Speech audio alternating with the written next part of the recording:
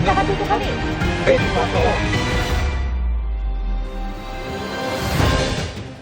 Magandang hapon po. Panibagong dagok ang kinakarap ng mga nilindol sa Sarangani. Sinalanta po sila ng matinding ulan at rumaragas ang baha. Namerwisyo rin ang malakas na ulan sa Calabarzon at Metro Manila kagabi. Nakatutok si Argel Relator ng GMA Regional TV. Ulan ng bahay. Nawasak sa tindi ng pagragasa ng baha ang bahay na ito sa Maitom, Sarangani. Panibagong dagok ang masamang panahon sa lugar na hindi pa nakababangon sa mapinsalang 7.8 magnitude na lindol noong Lunes. Pinasok din ng baha ang mga bahay malapit sa ilog. Hirap ang mga residente na makadaan dahil sa taas ng tubig. Malakas na ragasari ng baha ang pinangambahan ng mga residente matapos umapaw ang tubig sa ilog sa Maasim, Sarangani.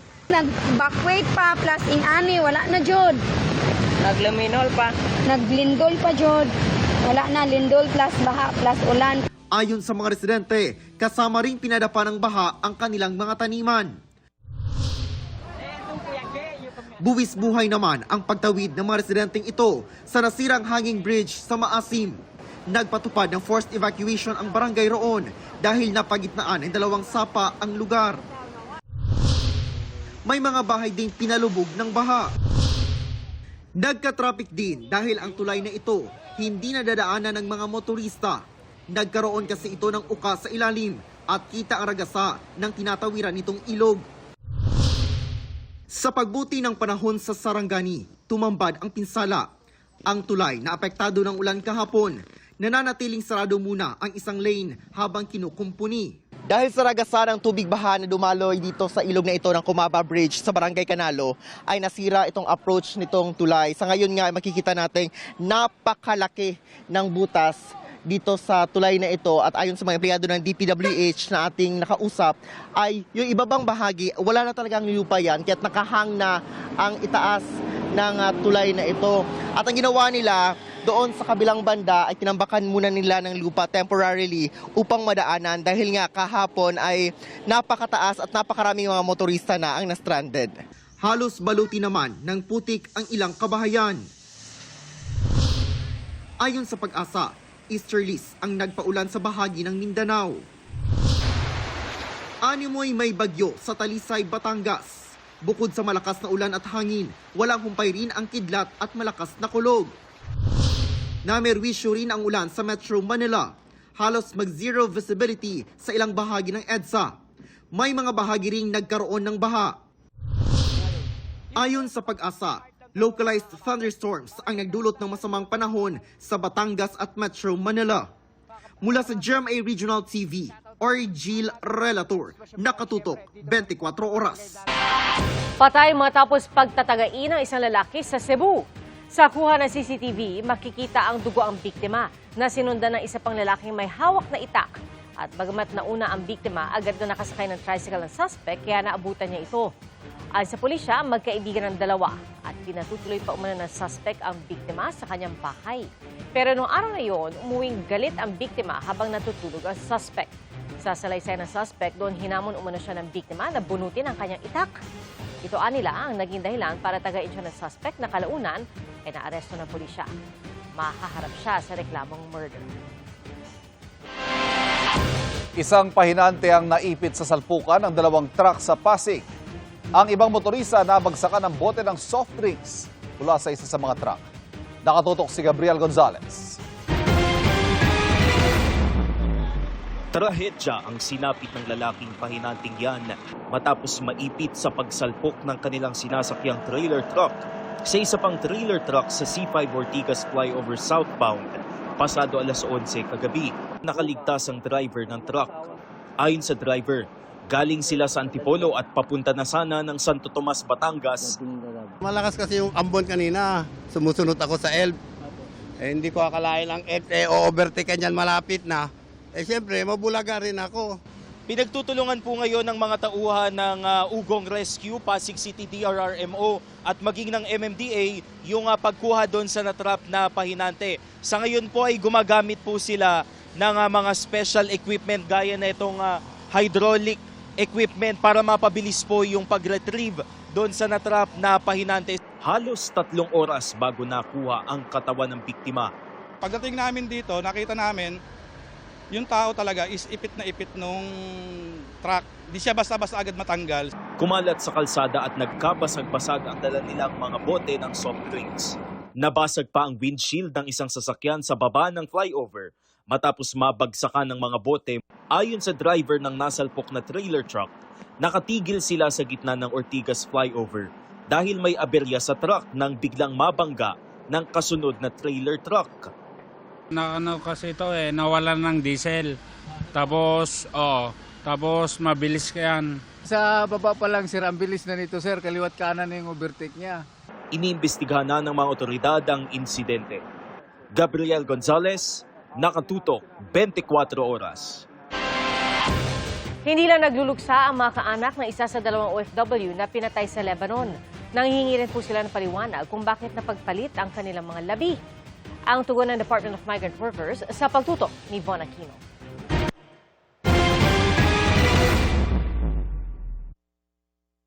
Halos 2 buwan matapos masawi sa pamamaril ng amo sa Beirut, Lebanon noong April 15, naiuwi nitong Biyernes ang labi ng OFW na si Rona Jean Hervoso sa Sibalom, Antique. Pero laking gulat ng mga kaanak ni Hervoso nang makitang hindi ito si Hervoso, kundi ang isa pang biktima na si Hanilit Zamoras na taga Dipolog City. Nagaduduwa nung ganit.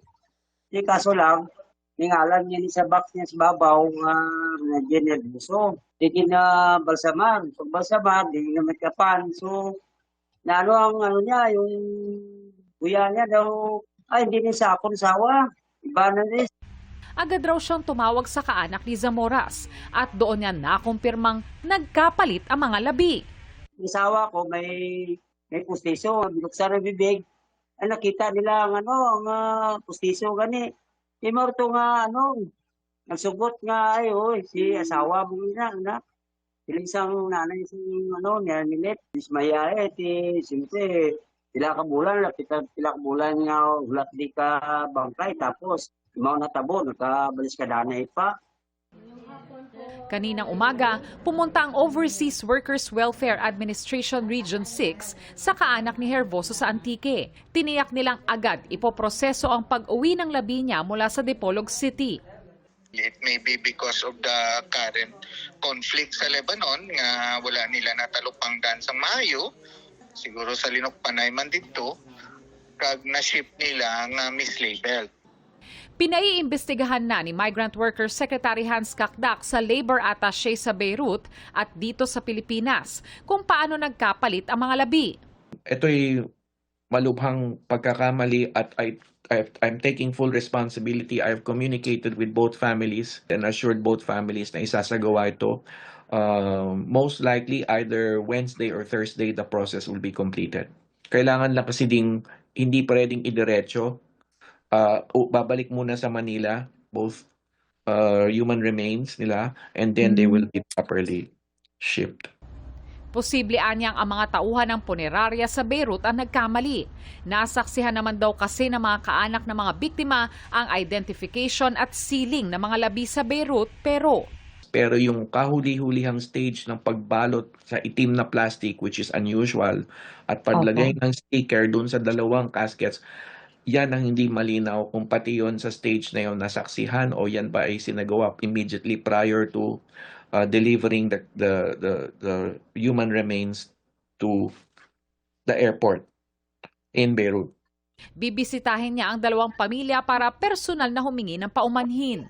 Ayon sa DMW, hindi pa nakakapaghain ng kaso laban sa suspect pero nasa kustodiya pa rin ito ng mga otoridad. Von Aquino, Nakatutok, 24 Oras.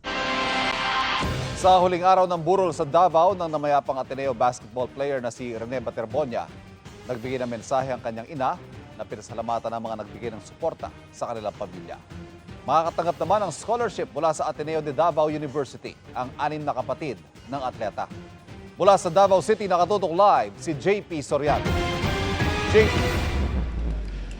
At dahil dyan, Ivan, mga kapuso, matutupad na nga ni Rene Baterbonia ang kanyang pangarap na mapag-aral ang kanyang mga kapatid habang patuloy naman po ang pagdating ng mga nakikiramay kay Rene dito sa Davao City. Nang lumuwas pa Maynila, si Rene Baterbonia o Bobet noong June 4 para maglaro para sa Ateneo Blue Eagles. Bit-bit niya ang pangakong pagbubutihan ng pagiging student athlete para makaipon at mapag-aral ang mga kapatid. Pero ang pangako at pangarap na yan, hindi na makakamit matapos mamatay ni Baterbonia sa gitna ng team building activity ng koponan sa Dipakulaw, Aurora. Sa misang idinao sa public viewing ng mga labi ni Baterbonia kagabi, may inanunsyo si Ateneo de Davao University President Father Karel San Juan. 6 ng kapatid ay bibigyan po ng Ateneo de Davao University po ng scholarship.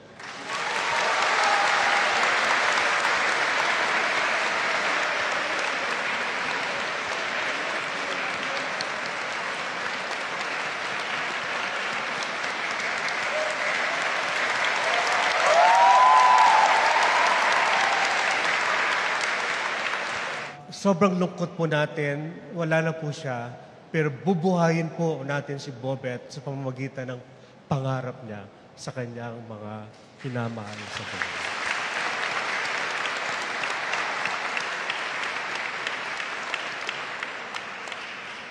Sa misa kagabi, nag-alay ng awit at mensahe ang teammates ni Rene sa Ateneo de Davao Senior High School basketball team.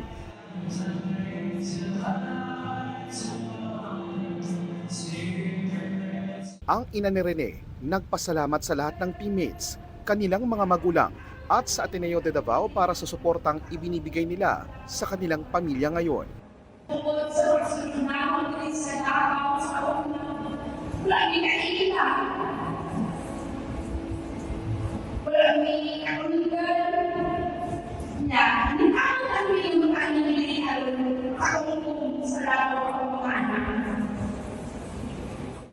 Kagabi, marami ang sumilay.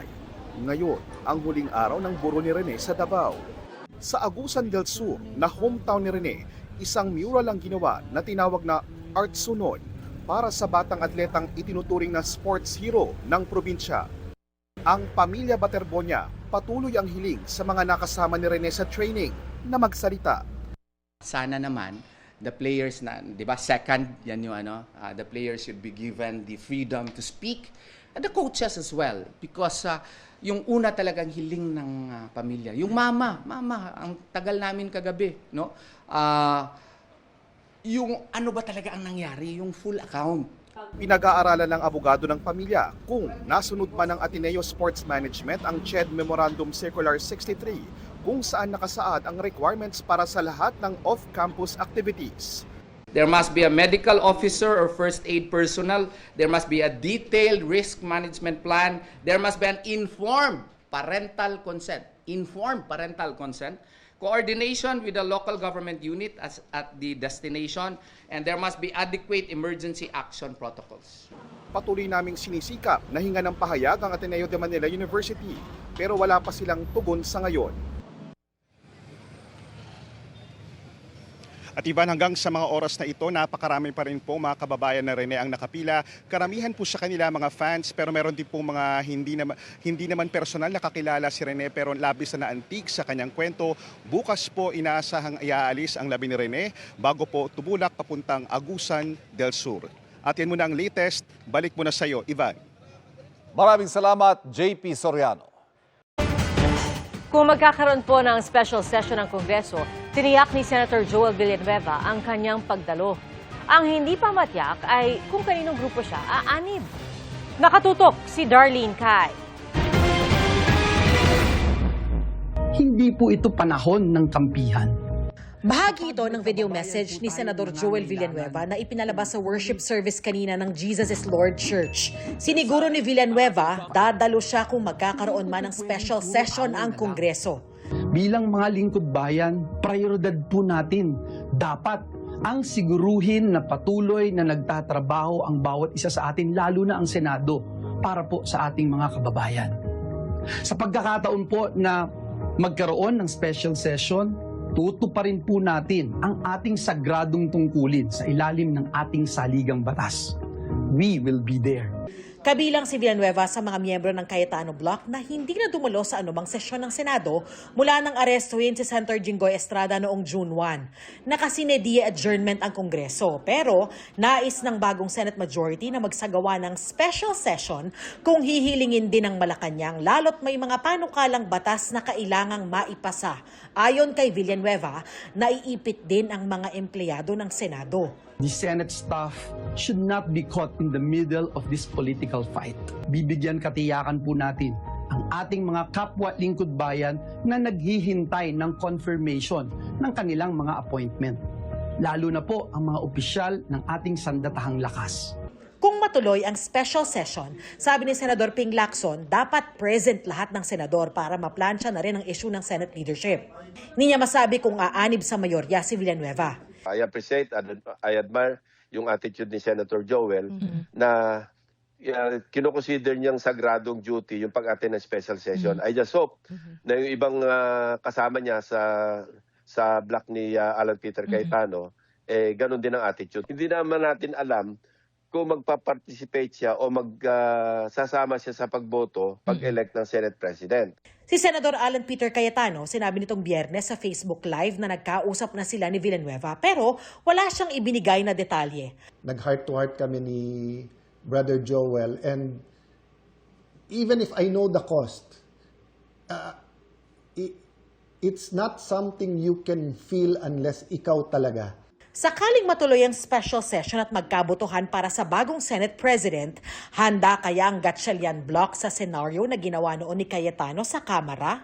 Pag halimbawa nag-special session, naisip ko lang, nag-i-insist po kasi si Senator Alan Cayetano na siya pa rin ng Senate President. Yes. So pag nag-special session, baka mag-agawan sa podium. Yun nga yung ugly, kaya iniiwasan din natin. Capable of doing anything to preserve his power as the leader of the House noon at saka leader ng Senado ngayon. Pero Huwag naman sana kasi lalong napakapangit pagka dalawa yung tatayo doon sa podium. Mag-isa na lang siyang kumikilala sa sarili niya o siguro yung ilan sa kanya mga kasama. Maski sabihin niya ipagsigawan niya sa buong mundo, ako yung Senate President, wala namang sumusunod sa kanya. Napansin ninyo, tahimik na rin yung mga iba nilang kasama Yung mga dating maiingay ding na kasabay niya, ngayon wala na rin comment So na-realize din nila siguro yung reality na tapos na yung boxing. Huwag nating i-underestimate kasi capable yung tao na yan, na gumawa na maski anong gulo. No, he doesn't care about the institution, he only cares about himself.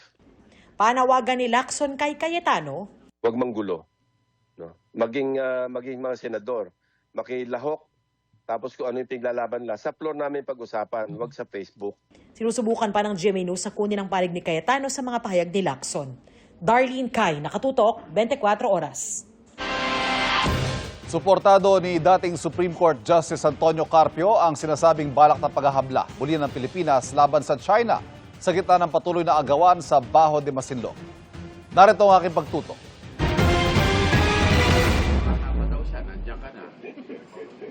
Banned ngayon sa China at mga teritoryo nito si Defense Secretary Gilbert Chodoro, pati ang kanyang asawa at anak. Ayon sa anunsyo ng Chinese Foreign Ministry nitong Huwebes, dahil yan sa anila'y irresponsable niyang pahayag kontra sa China at pagsasabotahayaan nila sa relasyon ng dalawang bansa. Pumalag na rito si Chodoro, pati mga ahensya ng gobyerno at mamabatas. Para kay retired Supreme Court Senior Associate Justice Antonio Carpio, dapat tapatan ng Pilipinas ang pagbaban ng China. Well, dapat tit for tat yan. We also declare non-person non grata yung counterpart ni Teodoro sa China. If we don't retaliate to the same level, talagang gagawin nila. They'll move to the next level. Ganito rin ang paninindigan ni Carpio sa matagal na niyang isinusulong ng muling paghahain ng arbitration case laban sa China. Isa si Carpio sa mga nasa likod ng arbitration case na naipanalo ng Pilipinas noong 2016. Pinawalang bisa ng ruling ang 9-dash line claim ng China na umaangkin sa halos buong South China Sea. Hindi kinikilala ng China ang ruling. Kahapon sinabi ni maritime expert na si Dr. J. Batumbakal na pinag-aaralan ng gobyerno ang panibagong paghahabla at sila sa akadim ang nagbigay ng mga pag-aaral at rekomendasyon. Gaya sa naunang arbitration case, Bajo de Masinloc ulit ang isa sa ugat ay sinusulong ng kaso dahil sa napaulot ng floating platform doon ng China. Naniniwala si Carpio na panimula lang yan ng mas malaking mga estruktura Tulad ng ginawa sa mga bahura ngayon, artificial islands at military bases na. This one is a prelude already. What they did in firing Cross Reef and in Ship Reef is they're doing now in Scarborough Shoal. If it's a common fishing ground, all the parties involved must decide how it will be, how fishing can be made sustainable. Para kay Carpio, kung hindi man natin matatapatan ang lakas ng kanilang militar, kailangan nasa panig natin ang batas at suporta ng international community. Bagay na makakamit kapag muling pumanig sa Pilipinas ang Arbitral Tribunal. Ngayon, we have to pile on because that's our only weapon now. Yes. If we just say na wala naman nangyayari, well, that's a statement that does not appreciate what's happening there. Sa ngayon, sinisigaw pa ng GMA News sa makuhang panig ng palasyo, kaugnay sa balak na ikalawang arbitration case. Ayon sa National Maritime Council, patuloy nilang minomonitor ang aktibidad ng China sa paligid ng Baho de Masinloc. Anila, nakadepende sa ebidensya at assessment ng mga kinaukulang ahensya ang pagtugon ng gobyerno at kasama dyan ang pagsasampa ng legal na kaso kung kinakailangan. Mga patay na isda, igat, kabibe, bahura at iba pang lamang dagat.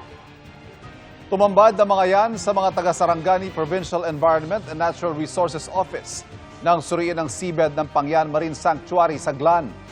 Umangat kasi ng 2 metro ang seabed, resulta ng coastal uplift na epekto ng magnitude 7.8 na lindol noong Lunes. Lumawak din ng 200 metro ang dalampasigan batay sa aerial survey at ground validation. Patuloy na aralin ng DNR, Mines and Geosciences Bureau at mga LGU ang pag-angat ng lupa. Bukod sa Sarangani, may kaso rin ng coastal uplift sa Davao Occidental ayon sa PHIVOLCS. Nakatakdang pirmahan ng Amerika at Iran ang isang Memorandum of Understanding para tapusin ang giyera sa pagitan ng dalawang bansa, ayon kay US President Donald Trump. Sa isang social media post, sinabi ni Trump na pipirmahan ang kasunduan araw ng Linggo sa Amerika. Oras sa mapirmahan, bubuksan ang Strait of Hormuz para sa lahat. Dagdag pa ni Pakistani Prime Minister Shehbaz Sharif, nagkasundo ng Amerika at Iran sa peace deal at bilang mediator ng dalawang panig, naghahanda na ang Pakistan para sa electronic signing. Ang Iran hindi kinumpirma ang petsa ng pirmahan pero posible raw itong mangyari sa mga susunod na araw. Tinawag din nilang vague framework ang kasunduan at may tsansa na baguhin nila ito. Ayon naman kay Iranian Foreign Minister Abbas Araghchi, magkakaroon lang ng nuclear talks sa pagitan ng Iran at Amerika sa oras na maipatupad ang isang interim deal.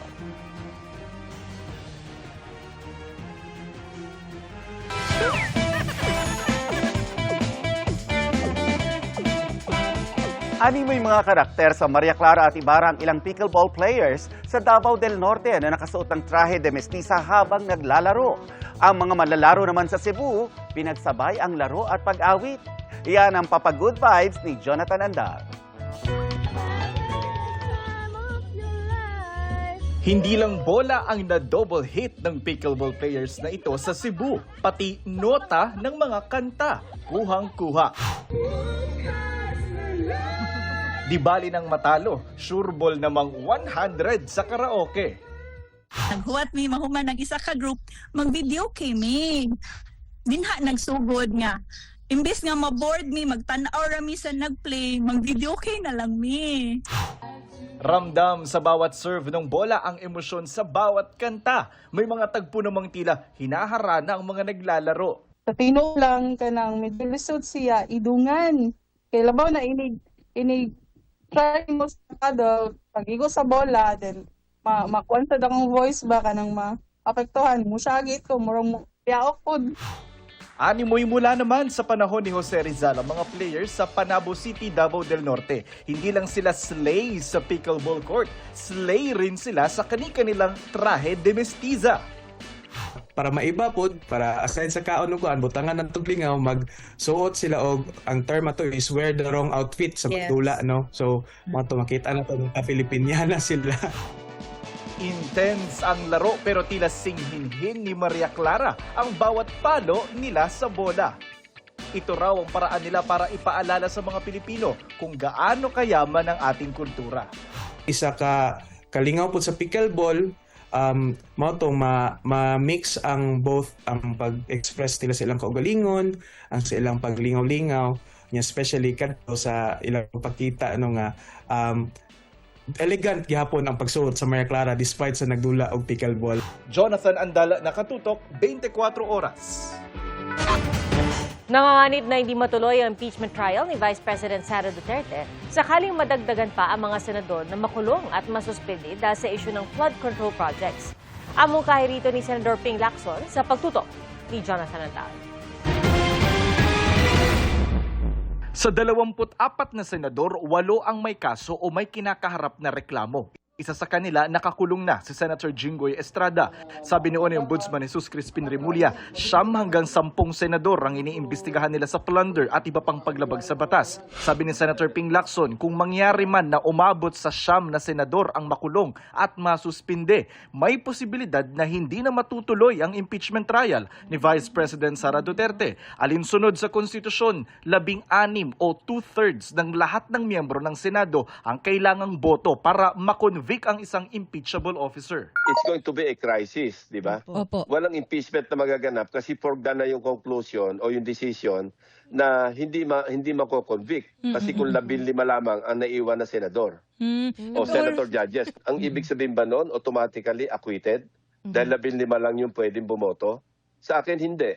Dahil hindi naman sila convicted, sila naman ay part pa ng Senate unless preventively suspended. Ang hypothetical pero in the realm of possibilities. Pwede mangyari. Panukala ni Lacson, sakaling may makukulong pang senador, pwedeng maghain ng Senado ng motion na leave of court sa Sandigan Bayan para payagang dumalo sa trial ang senator judges kahit may escort mula sa Bureau of Jail Management and Penology. Ang medyo awkward lang doon dahil naka-robe sila as judge pagka-araw. Pagkatapos naka-PDL uniform naman sila sa gabi. Noong Biyernes, pinalutang ng Senador Alan Peter Cayetano ang usapin na baka ibaba sa 12 sa halip na 16 ang kailangang boto para makonvict ang isang impeachable officer. Are we going to really have an impartial trial or aayusin at luto na to? Are we going to tell them the truth that dapat 16 to convict? Or babawasan ba natin ang 6 na senador para maging 12 na lang? Medyo devious yun. Ako and some members, nag-i-stick kami do sa 16 to convict. No matter what the base number is, our base number will always be 24. Ang mag-motion dyan, na baguhin yung base number, either prosecution or defense. Sabi ni House Prosecutor Congressman Terry Ridon, 16 votes pa rin ang pinaghahandaan nilang makuha sa impeachment trial. Talagang pinaghahandaan po naming bilang to convict the Vice President ay 16. So up until today, yan pa rin po yung pinaghahandaan po namin na bilang. Sinusubukan pa namin kunin ang panig ng defense team ng bise. Sabi ng prosekusyon, ang kukontrahin nila ay kung iuurong ang petsa ng paglilitis para lang hintayin sakaling masuspinde ang ilang senador na maisasalang sa paglilitis ng Sandigan Bayan. Kahapon, inilunsad sa isang eskwelahan sa Quezon City ang isang Citizen Watch campaign na layong ipaalam sa publiko ang mga pangyayari sa impeachment court. Naroon ang mga miyembro ng House Prosecution Panel. Sabi ni Prosecutor Congressman Joel Chua, sa Lunes, ipapasa na nila ang kanilang pre-trial brief. Sa June 18, ang pre-trial conference sa Senado at July 6 ang simula ng paglilitis. Jonathan Andala, nakatutok, 24 oras. In their acting era, ang P-pop group na Vision sa kanilang pagsalang sa GMA Afternoon Prime Series na Born to Shine. Yan ang chika ni Athena Imperial. Ang angas at husay sa pagpe-perform, dadalhin din ng P-pop group na Vision sa GMA TV musical drama na Born to Shine. Finlex din nila dito ang kanilang acting skills. Sobrang saya po na experience. Maraming salamat kay Direk Rod for having us here. Sobrang inaalagaan niya po kami. And ma-perform po yung song namin dito sa Born to Shine. Sobrang laking help rin yun sa amin. At yung first time namin as a group na parang like yung acting talaga na magkakasama kami. From tours and shows, ngayon makakasama na nila si Zephanie sa mga eksena.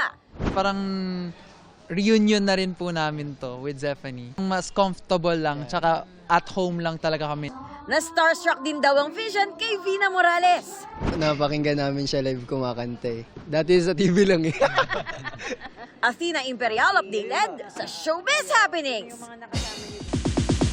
Relate si Kapuso actress Bianca Umali sa kanyang upcoming role na Ella Arcangel. Si Bianca ang magbibigay boses sa animated film adaptation ng comic book series.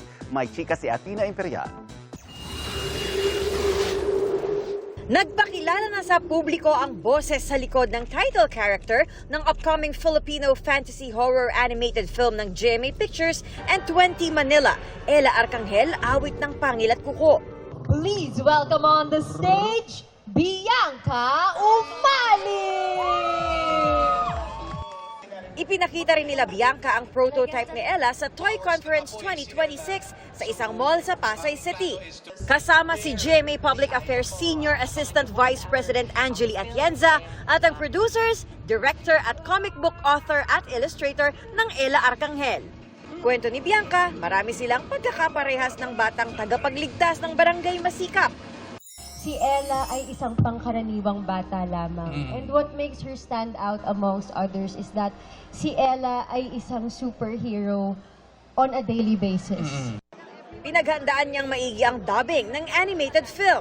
Iba po ang acting on TV kumpara sa acting na boses lang ang gagamitin mo. I locked myself in for a week, kagaya ng shinare ko kanina. I really did put myself through one whole workshop. Isang karangalan din aniya na mapiling boses ng Filipina hero. Siya yung superhero na inaakala natin at na-expect nating lahat. Meron ka costume, may superpower, malaking tao, malakas, hindi siya ganon. Ella Arcangel is a representation of all of us. Hinangaan ng mga manonood ang teaser ng pelikula na malapit nang mapanood ngayong taon. Athena Imperial updated sa Showbiz Happenings. And that's my chika this weekend. Ako po si Nelson Carlas. Pia, Ivan. Thank you, Nelson. Salamat, Nelson. At yan po ang mga balita ngayong weekend. Ako po si Pia Arcangel. Ako po si Ivan Mayrina. Ito ang GMA News. Walang kinikilingan. Walang pinoprotektahan. Noon at ngayon, serbisyong totoo. At dahil hindi natutulog ang balita, Nakatuto kami 24 oras.